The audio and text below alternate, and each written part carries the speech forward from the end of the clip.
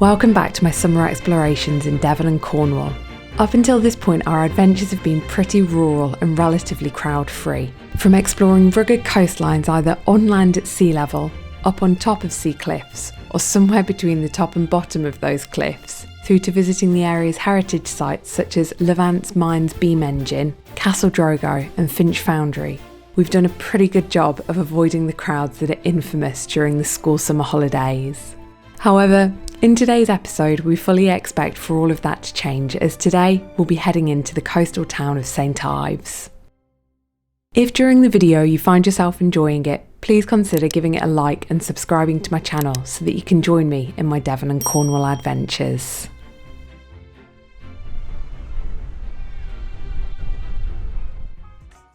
Today we've come along to St Ives in Cornwall.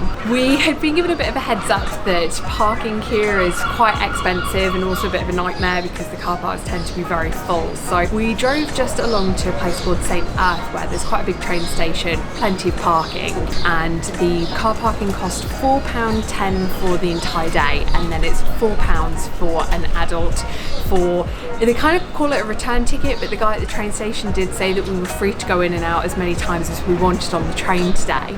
The train ride only took 10 minutes to get from St Erth to St Ives, but it was absolutely stunning. My recommendation would be when you get on the train, facing in the direction that the train is going, sit on the right hand side, because looking out of the windows we passed plenty of bays with gorgeous white sand beaches, and obviously if you sit on the left hand side of the train it's not quite as pretty, you're just looking up into the hillside. Having arrived into St Ives, it's been a bit of a shock to the system. We had been given a heads up that this year Cornwall was likely to be very, very busy with a lot of people, but our experience of it so far has not actually been too overwhelming. Until today, when we've arrived in St Ives and there are hundreds and hundreds of people all squeezing down these little narrow streets, and it's a Friday so it's not even a weekend. I do appreciate it's obviously the peak school holidays, but it is quite nice just moseying on around, and you can probably see the street behind me. There's lots of cobbled streets and beautiful chocolate box houses and gorgeous plants outside of the shops as well. You've got really cute clothing shops, you've got galleries, plenty of bakeries selling of course the traditional Cornish pasties, as well as lots of other lovely edible things, which I think we're going to start working our way through a list of food that I'm wanting to try whilst here in Cornwall, and I'm pretty sure that St Ives alone is probably going to give me most of the stuff that I want to try.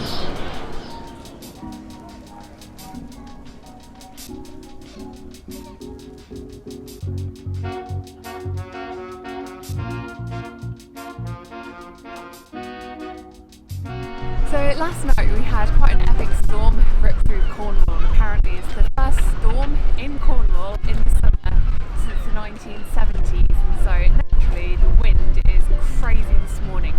It's just making it a little bit chilly despite the fact that it is lovely and sunny. We've had a wander along the pier and it's really quieted down in comparison to the main high street drag, but we're going to keep on wandering and see what else this place has got to offer.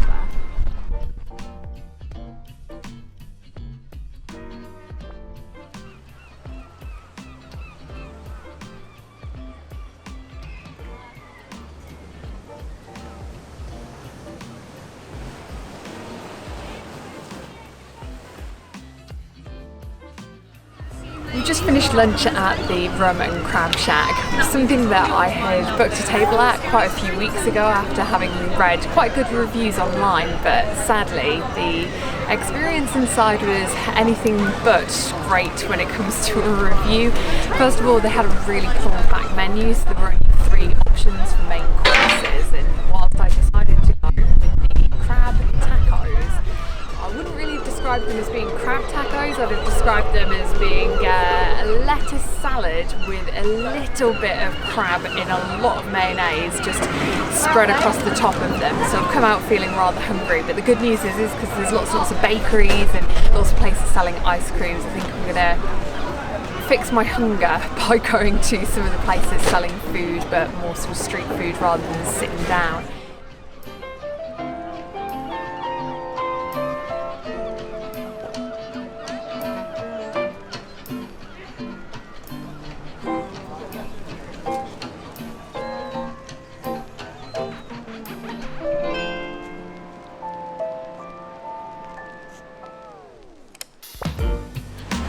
taking a wander out on that pier that's right down almost at water level. You can see a cluster of people, and after watching what those people are doing at the moment, it's made me realise that the rock crawling that we attempted after we went coast-steering, no wonder why we didn't see anything.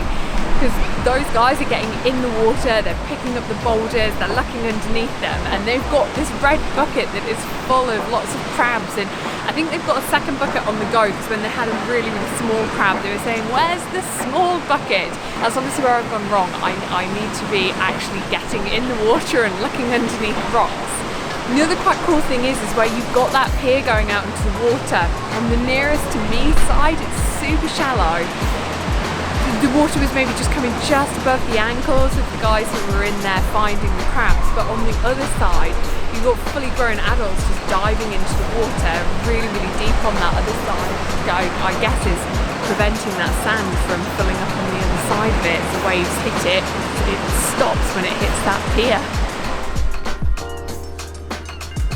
The pier behind me had an extension added to it, and the thought process was that if they added 3 arches, it would prevent silting from occurring within the harbour. But when I actually put into practice, what happened was when the tide went out, it unfortunately sucked the boats out through those arches as well, and so they had to board up those arches to prevent that from happening.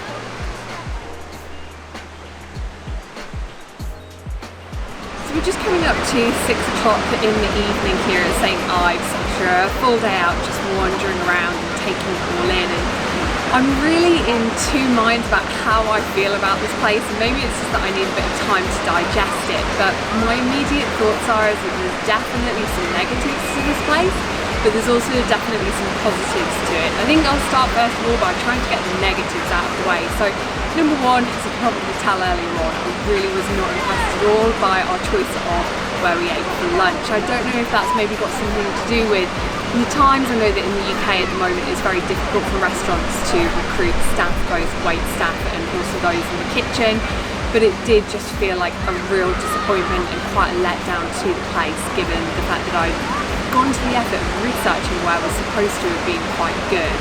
It's very, very busy. I've found that a lot of people seem to be getting quite stressed. You know what it's like when there's families and they're on holiday and tension levels are rising. Oh, why didn't you not follow me? As you're hearing people yell to one another down the street. And I think that it can be quite a stressful place, particularly if you've got younger children. I don't know if this would necessarily be my choice of where to bring a family. I think there's plenty of other beaches that don't have the stresses and the crowds that St Ives brings about. The seagulls would be another thing that I was not overly keen on. Not that I had any direct problems myself, but particularly younger children. I think the seagulls are quite clever and they've realised that they don't seem quite as threatening. And there was a poor girl on the beach over where the Tate Art Gallery is, who was walking down the beach carrying her ice cream. One seagull swooped down, pecked it out of her hand, threw it onto the beach, and about 20 other seagulls all then just came on in and started feasting on it, and I sort of watched her walk back to her family really, really upset. And after a comforting hug, I think from grandma, granddad then took her back to go and get another ice cream. So I think there was a happy ending to it by the end, but obviously it was quite distressing for her. But those things aside, the crowds, poor lunch and seagulls, there are some really, really lovely redeeming features to this place. The streets are so chocolate boxy and cute. Obviously it is based on a fishing community here, so that main stretch around the harbour where you have beautiful coffee shops, ice cream parlours and bars and restaurants, that was where the fishermen would bring in their catch, particularly things like herrings. They would get packed up by both men and women into barrels to then get sent on to local markets or elsewhere within the UK. And so the houses that are set back off of that harbour are all really cute and very, very historic fishermen's cottages. When we've come along to this beach, I think it's sort of moved on a little bit in history because you've got much grander old Victorian houses.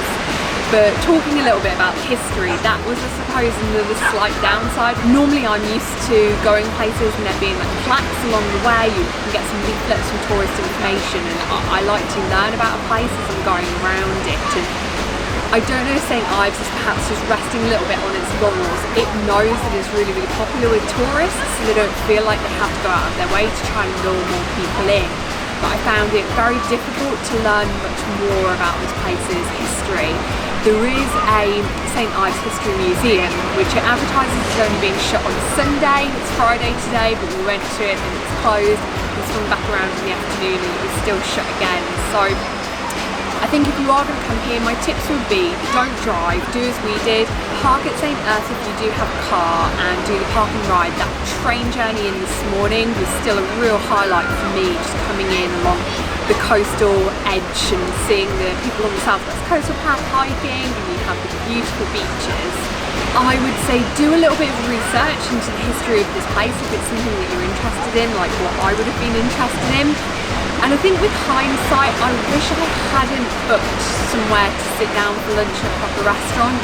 There's so many bakeries where you could go and buy things like Cornish pasties, but there's also places where you can go and get crepes and pizzas and lots of, I suppose, like street food. My recommendation would be do that rather than paying for quite an expensive meal in a restaurant that ends up being quite subpar.